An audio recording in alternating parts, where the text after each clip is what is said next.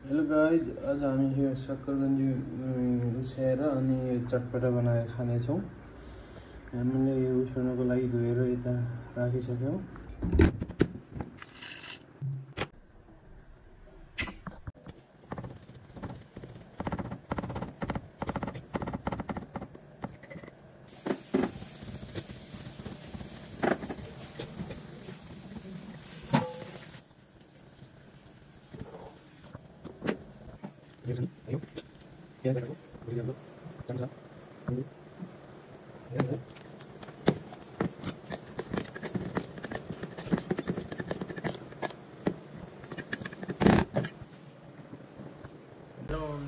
हामीले सक्करकन्दीको चाट भनेर चटपटा बनाएर खाँदैछौँ। हल्का रुगा पनि लागेको छ, कस्तो छ त्यही गर्दैछौँ।